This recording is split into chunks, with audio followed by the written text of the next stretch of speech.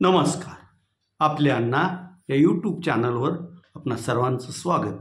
आपण कालपासून वेद विधानसभेचे हे नवीन व्हिडिओ आपण सादर करण्यास सुरुवात केली आहे. आज त्यातील हा दुसरा भाग. मराठवाडा तसा पूर्वी निजामाच्या अधिपत्याखाली होता. 17 सप्टेंबर 48ला किंवा 47ला किंवा 48ला ज्यावेळेस पोलीस ॲक्शनचा बिमोड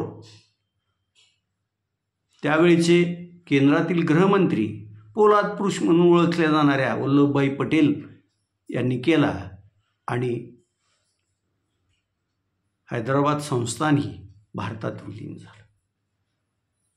त्यानंतर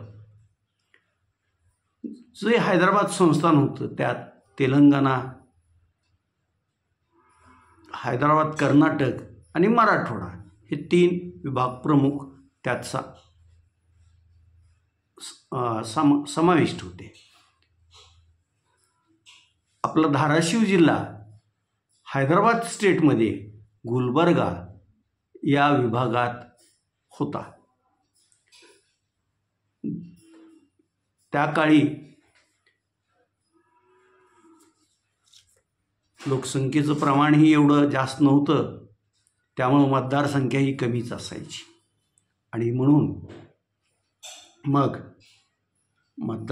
विधानसभा मतदारसंघाचंही क्षेत्रफळ मोठं असायचं. की जसं की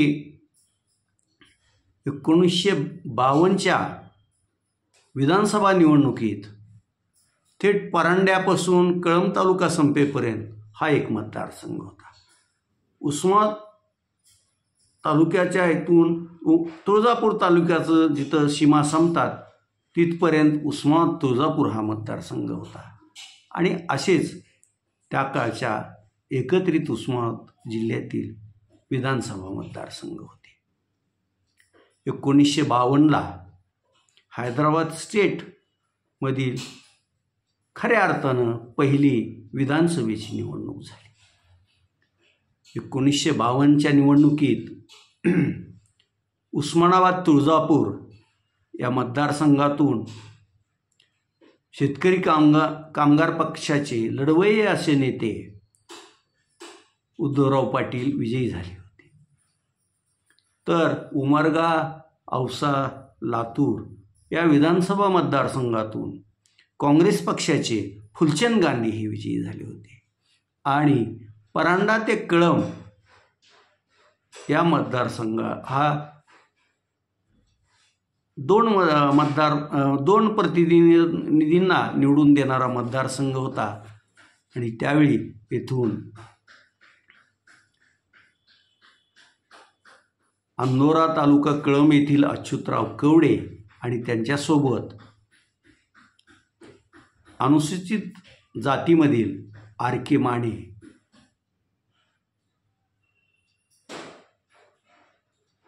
माफ करा, आणखी एक तिथून विजयी झाले होते.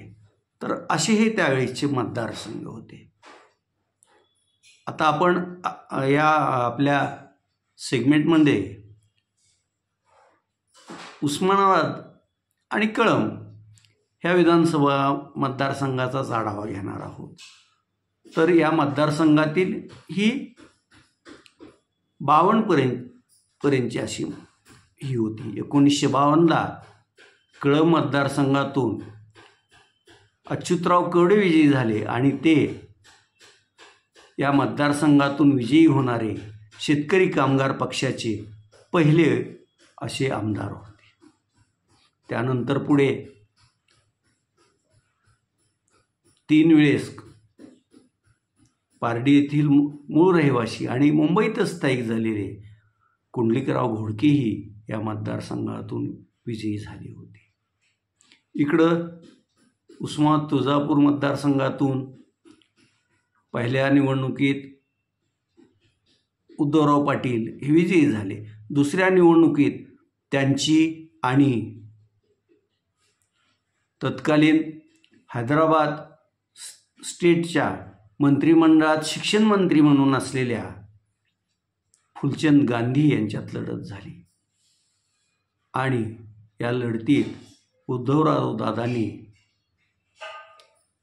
हैदराबाद स्टेटमधला मोठा राजकीय वजन असलेला नेता आणि सावकारीमुळं उस्मानाबाद जिल्ह्यात सर्वांच्यावर दिखाव्यापुरते उपकार करणारा असा माणूस त्या उद्धवराव दादांनी पराभव केला होता. उद्धवराव दादा मग काही काळ हैदराबाद स्टेट विधिमंडळात विरोधी पक्षनेते म्हणून पण त्यांनी काम केलं होतं. तर असा उस्मानाबाद आणि कळंब मतदारसंघाचा पूर्व इतिहास आहे. याच्यात बऱ्याच माहिती आता मिळू पण शकत नाही. मी अनेकदा प्रयत्न केले पण ते मिळेनासं झालं आहे. मात्र नक्की की उस्मानाबाद जिल्ह्यात जे काही मतदारसंघ होते त्यातील काही मतदारसंघ हे 2 प्रतिनिधींना निवडून देणारे असे होते आणि काही एकच लोकप्रतिनिधीला निवडून देणारे होते. आज तुर्तास एवढंच. पुढील माहिती पुढच्या भागात. धन्यवाद.